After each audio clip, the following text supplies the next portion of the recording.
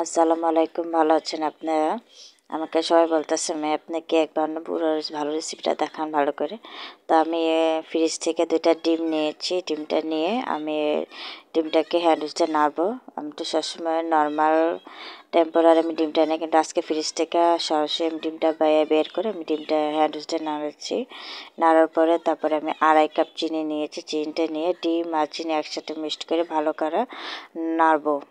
নাড়তে থাকবো ভালো করে, নাড়তে নাড়তে মানে দুটা একসাথে মিক্সড করে নেব, মানে একটা ফিনিশিং হয়ে যাবে। এরপর নেব আমি 1/2 কাপ মতো সয়াবিন তেল দিয়ে তারপর তিনটি উপকরণ একসাথে আমি নাড়বো। নাড়ার পরে তারপর একটা ছাঁকনির মধ্যে আমি 2.5 কাপ আটা নিয়েছি, যেমন 2.5 কাপ চিনি নিয়েছি, 2.5 কাপ আমি আটা নিয়েছি। আটা দিয়ে এটাকে ছাঁকার পরে তারপর নিয়ে নেব আমি গুঁড়া দুধ আমি ছিল না, 10 টাকার আমি 2টা নিয়েছিলাম, 1/2 কাপ। আর বেকিং পাউডার নিয়েছি। বেকিং পাউডারটা নেওয়ার পর তারপরে আমি হ্যান্ড উইচ দিয়ে আবার নাড়বো, মানে খুব ভালোভাবে নাড়ার পর দেখি বাটারটা শক্ত হয়ে গেছে। তারপর লিকুইড দুধ দিয়ে আমি আর একটু নাড়তে থাকবো, মানে পরিমাণ মতো। নাড়ার পর যদি দেখবো যে আমার এই বাটারটা কি শক্ত নাকি নরম হয়েছে, এটা দেখতে হবে আমার পরিমাণটা।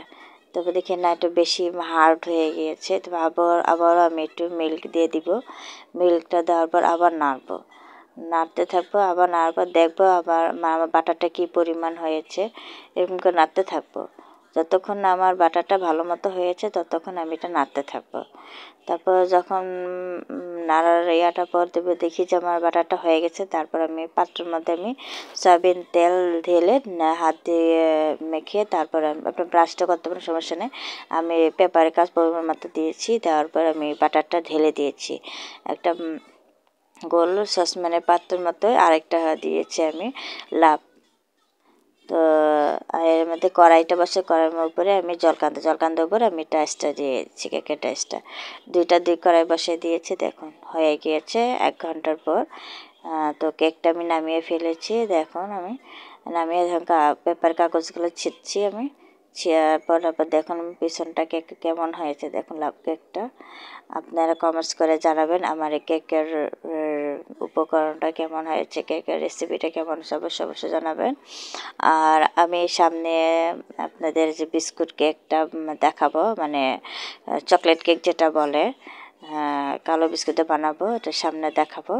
তো আজকে এই পর্যন্তই। আপনি আমার জন্য দোয়া করবেন আর আমার পাশে থাকবেন। আমার কমেন্টস করে অবশ্যই জানাবেন কেমন হয়েছে। ভালো থাকবেন। আল্লাহ হাফেজ।